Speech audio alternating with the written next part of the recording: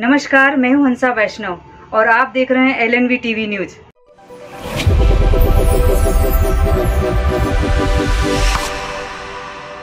नमस्कार, स्वागत है आपका। मैं हूं डॉक्टर LN वैष्णव।